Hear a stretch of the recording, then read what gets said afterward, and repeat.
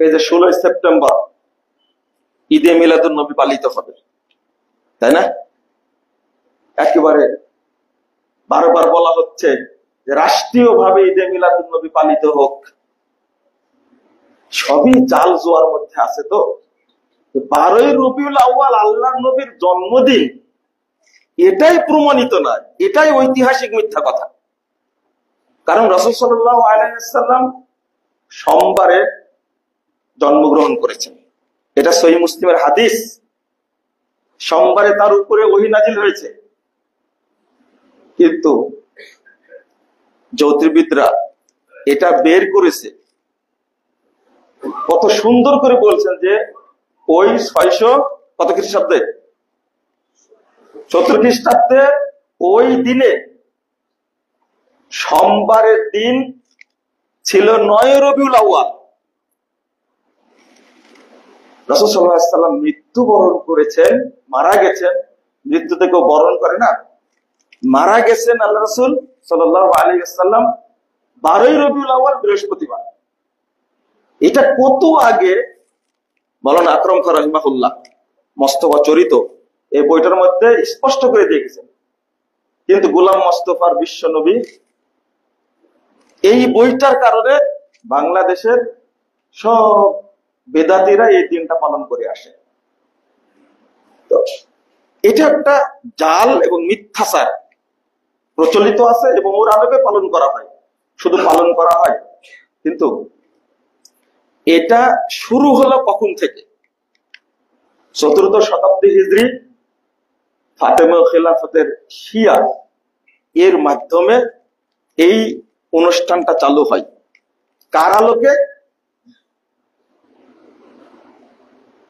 এই ঈসা আলাইহিস সালামের জন্মদিবস পালন করে খ্রিস্টানরা কোন দিন? 25শে ডিসেম্বর। তার আলোকে তারা এটা পালন করা শুরু করলো। ইহুদারা পালন করত জন্মদিন উজাইরের, তার আলোকে তারা পালন করত।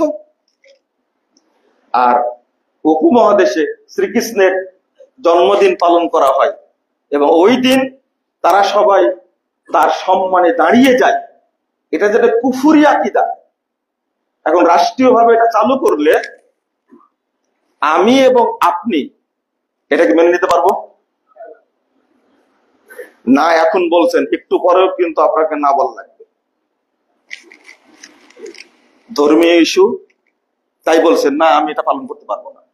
একটু পরে আর একটা উদাহরণ আসবে, তখন আপনাকে না বলা লাগবে। এটা খেয়াল করেন, আপনার জীবন বিভক্ত না, এক আল্লাহর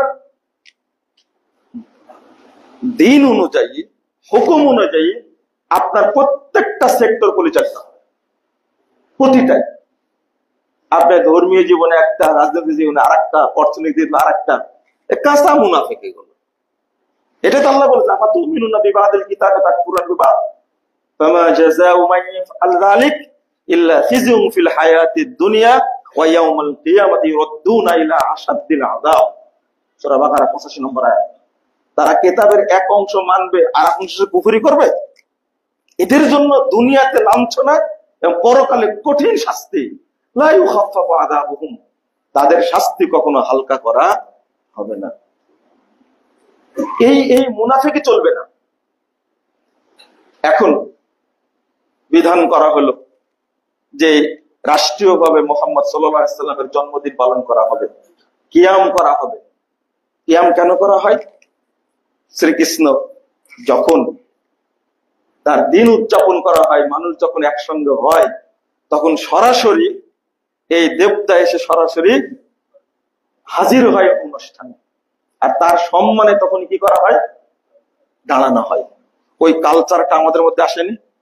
ইয়া নবী সালামু আলাইকা যখনই বলে তখন সবাই দাঁড়িয়ে যায়।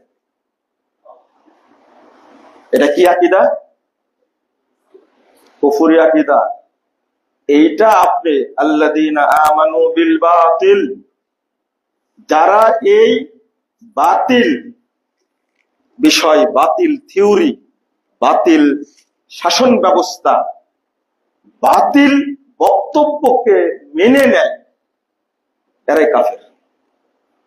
এটা কুফরি আকীদা। আপনি এটা মানতে পারেন না। রাষ্ট্রীয়ভাবে হলেও এটা মানতে পারেন না আপনি। তারপরে এখানে সুন্নিদের জন্য একটা আফসোস, এই কথাটা বলার দরকার। সুন্নিদের জন্য একটা আফসোস, দাবি করি আমরা সুন্নি মুসলিম, অথচ এই উদ্বোধনটা করেছে 4th শতাব্দী হিজরিতে শিয়ারা। শিয়াদের অনুষ্ঠান সুন্নিরা মানবে কেন?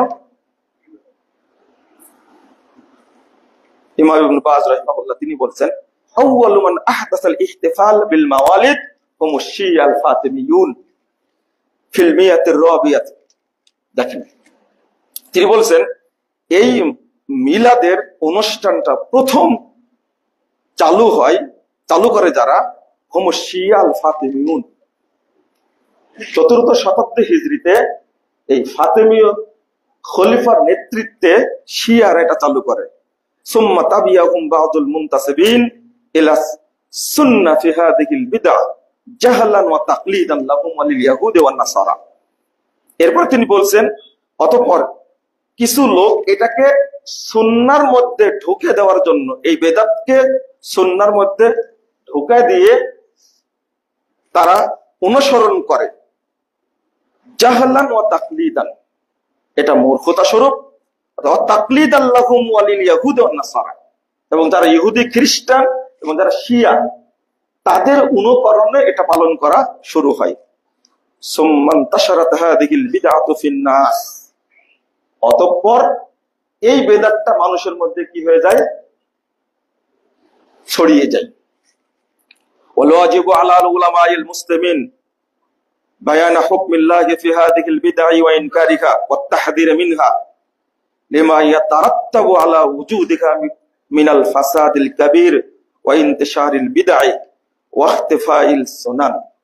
তিনি বলছেন মুসলিমদের যারা আলেম তাদের উপরে ওয়াজিব হলো, কর্তব্য হলো এই বেদাতের বিরুদ্ধে আল্লাহর যে বিধান সেইটা বর্ণনা করা এবং এটাকে অস্বীকার করা, মানুষকে এর থেকে সতর্ক করা। কেন? লিমা ইয়াতারাত্তাবু আলা ওয়ুজুদিহা মিনাল ফাসাদিল কাবীর ওয়া ইন্তিশারিল বিদআ ওয়া ইখতিফাইস সুনান। কারণ হলো এর দ্বারাতে বহু বিশৃঙ্খলা সৃষ্টি হচ্ছে, বহু বেদাত ছড়িয়ে পড়ছে এবং এই অনুষ্ঠানের কারণে বহু সুন্নাত ডুবে যাচ্ছেই তো। একটা এই অনুষ্ঠান পালন করতে গিয়ে রাষ্ট্রীয় ছুটি ঘোষণা করা হয়, হাজার হাজার কোটি কোটি টাকা মানুষের লস হচ্ছে, ব্যবসা বাণিজ্য বন্ধ হয়ে যাচ্ছে। আর এটা করার কারণে মানুষের ঈমান ধ্বংস হচ্ছে, নষ্ট হচ্ছে। আর এই দিবস পালন করতে গিয়ে মানুষ কোটি কোটি টাকা খরচ করছে। দেখবেন সেদিন ঢাকাতে কিভাবে মিছিল হচ্ছে, কোটি কোটি টাকা খরচ হচ্ছে। কথাগুলো এমনি বলছেন না তারা। তারপরে ওয়ালিমা ফি যালিকা মিনাত তাশাব্বুহ বিআদাইল্লাহি মিনাল ইয়াহুদি ওয়ান নাসারা ওয়া গায়রিহিম মিন আসনাফিল কাফারা আল্লাযীনা ইয়াতাদুনা মিসলা হাযিহিল ইহতিফাল। তিনি আরো বলছেন যে এখানে সাদৃশ্য আছে যারা আল্লাহর শত্রু ইহুদি এবং খ্রিস্টানদের, ওয়া গায়রিহিম মিন আসনাফিল কাফারাত আল্লাযীনা ইয়াতাদুনা মিসলা হাযিহিল ইহতিফাল। আর এখানে অন্যান্য যারা কাফের তাদের সাদৃশ্য আছে এই জায়গায়। এরপরে খুব সুন্দর একটা কথা বলেছেন, وقد كتب أهل العلم في ذلك قديما وحديثا وبينوا حكم الله في هذه البدع فجزاهم الله خيرا وجعلنا من أتباعهم بإحسان। এরপর তিনি দোয়া করছেন যে বহু প্রাচীন, পূর্বে এবং পরে বহু আলেম এর বিরুদ্ধে বই লিখেছেন, মানুষকে সচেতন করেছেন, এই বেদাতকে প্রকাশ করেছেন, কিন্তু এখনো মুসলিম উম্মাহ এর থেকে সচেতনতা, এর থেকে উপদেশ গ্রহণ করেনি। আল্লাহ যেন তাদেরকে যা যা খায়ের দান করেন। তো যদি এটাই হয় যে আমরা এই অনুষ্ঠান পালন করতে গিয়ে মুসলিম থাকলে কি হয়ে যাব? 4031 নম্বর হাদিস, আবু দাউদের মধ্যে এসেছে, আল্লাহ রাসূল বলছেন, মান তাশাব্বাহা বিকওমিন ফাহুয়া মিনহুম, যে অন্য জাতির সাদৃশ্য অবলম্বন করবে সে তাদেরই মধ্যে কি অন্তর্ভুক্ত হবে। ওমাইয়া তাআল্লাহু মিনকুম ফাইন্নাহু মিনহুম। এরপরে আয়াতটা, ইয়া আইয়ুহাল্লাযীনা আমানু লা তাত্তাখিযুল ইয়াহুদা ওয়ান নাসারা আউলিয়া বা'দুহুম আউলিয়াউ বা'দ ফামাইয়া তাআল্লাহু মিনকুম ফাইন্নাহু মিনহুম। তোমাদের মধ্যে থেকে যে তাদের দিকে, তাদের আদর্শের দিকে ঢলে পড়বে, ফিরে যাবে, সে তাদেরই অন্তর্ভুক্ত হবে। আমরা আজকে প্রতিটি মুহূর্তে ইহুদি খ্রিস্টানদের অনুসরণ করেই যাচ্ছি, সর্বক্ষেত্রে।